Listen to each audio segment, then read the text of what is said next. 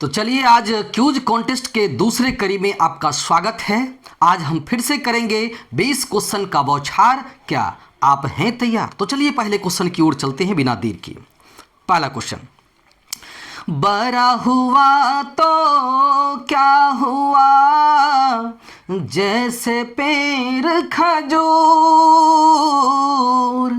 पंछी को छाया नहीं, फल लागे अति दूर रे भैया, फल लागे अति दूर। आपको बताना है कि ये दोहा किसने लिखा है या किसने कहा है। सही जवाब है कबीरदास ने। आपके लिए दूसरा क्वेश्चन है कि भारत में 5 सितंबर 1848 ईस्वी को लड़कियों के लिए सबसे पहला स्कूल किसने खोला? सही जवाब है ज्योतिबा फूले और सावित्री बाई फूले। इसका युगल जोड़ी ने जो है मिलकर लड़कियों के लिए भारतवर्ष में पहली शिक्षा का स्कूल खोला था, शिक्षा के लिए पहला स्कूल खोला था। इससे पहले लड़कियों को शिक्षा देना जो है अवैध माना जाता था, पाप माना जाता था। तीसरा क्वेश्चन है, माता पिता को इंग्लिश में क्या कहते हैं? माता पिता को इंग्लिश में कहा जाता है पेरेंट्स। चौथा क्वेश्चन है, मोबाइल फोन का आविष्कार किसने किया था? तो इसका सही जवाब है मार्टिन कूपर ने। अगला क्वेश्चन, हॉकी में एक पक्ष में कितने खिलाड़ी होते हैं? सही जवाब है 11 खिलाड़ी। साथ ही आपको बता दें कि हॉकी हमारा देश जो भारत है उसका राष्ट्रीय खेल है और इसमें कुल मिला के एक पक्ष में 11 खिलाड़ी होते हैं। क्वेश्चन की अगले कड़ी में चलते हैं। सबसे अधिक लोकप्रिय शासन पद्धति क्या है? सही जवाब है लोकतंत्र। शासन पद्धति कई प्रकार के होते हैं, जैसे कि राजतंत्र, सैनिक शासन, तानाशाही और एक होता है उपनिवेशवाद, जिसमें विदेशी आकर किसी देश में शासन करने लगते हैं। तो ये तमाम जो है सो शासन की पद्धतियां हैं, जिसमें सबसे ज्यादा लोकप्रिय जो शासन पद्धति है वो है लोकतंत्र, जनतंत्र, प्रजातंत्र, सब एक ही है। एक अगला क्वेश्चन, लोकतंत्र जनता का जनता के लिए और जनता द्वारा शासन है, यह कथन किसका था? यह कथन है अब्राहम लिंकन का, जो अमेरिका के 16वें राष्ट्रपति बने थे और उन्होंने दास प्रथा को खत्म किया था। आपको साथ में यह भी जानकारी दें कि अमेरिका में मुख्य रूप से 2 पार्टियां होती है, एक रिपब्लिकन और एक डेमोक्रेटिक, जिसमें अमेरिका के जो ये 16वें राष्ट्रपति बने वो रिपब्लिकन पार्टी से बने हुए थे। क्वेश्चन की अगले कड़ी में चलते हैं। मताधिकार के लिए भारत में न्यूनतम आयु क्या होना चाहिए? सही जवाब है 18 वर्ष। क्वेश्चन के अगले कड़ी में, मध्याह्न भोजन योजना की शुरुआत सबसे पहले किस राज्य में हुई थी? मध्याह्न भोजन, जिसको हम एमडीएम के नाम से जानते हैं, प्राय सभी सरकारी स्कूलों में प्रारंभ है। अब भारत के हर एक सरकारी स्कूलों में इसको लागू कर दिया गया है 1 to 8 के बच्चों के लिए। आपको बताना है कि सबसे पहले यह किस राज्य में लागू हुआ था। तो सबसे पहले यह लागू हुआ था तमिलनाडु में, जिसकी राजधानी चेन्नई है। और इसके बाद 2001 ईस्वी में सर्वोच्च न्यायालय ने देश के सभी 1 to 8 स्कूलों के लिए इसे लागू कर दिया था।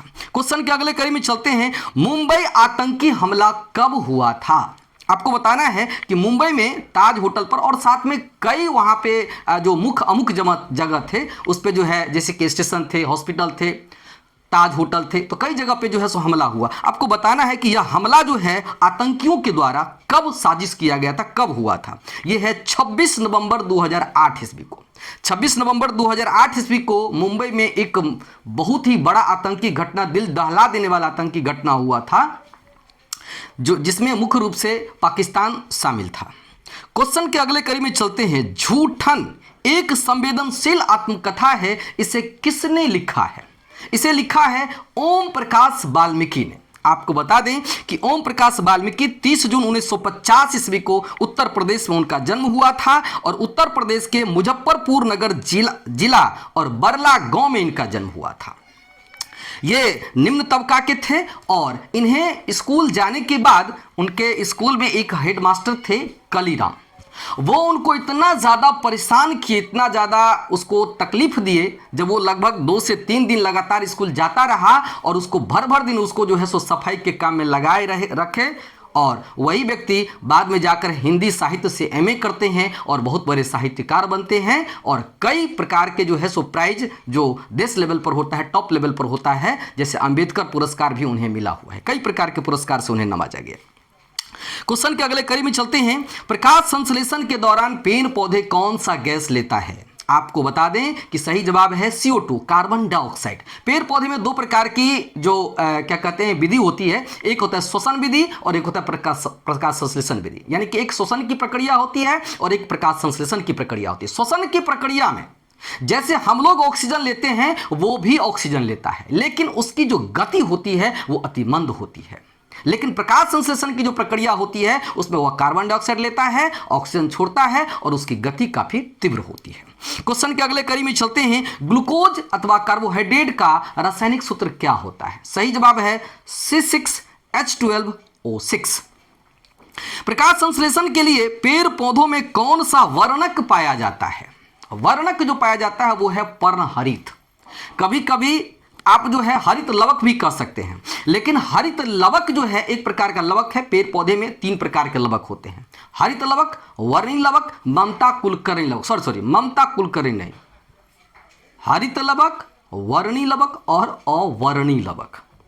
जिसमें हरित लवक के भीतर जो है एक वर्णक पाया जाता है हरे रंग का, जिसको कहते हैं क्लोरोफिल यानी कि पर्णहरित। और वही पर्णहरित है जो पेड़ पौधों के लिए वरदान है, वही प्रकाश संश्लेषण की क्रिया में अपनी भागीदारी निभाता है। वही उसमें एक विशेष गुण है जिस गुण को अपनाकर वो सूर्य के प्रकाश की उपस्थिति में प्रकाश संश्लेषण की क्रिया कर सकता है। आपको बता दें कि यदि हमारे सर के छोटे से भाग में थोड़ी सी दूर में यदि कहीं क्लोरोफिल ऐड रहता, एक चैनल क्लोरोफिल का रहता,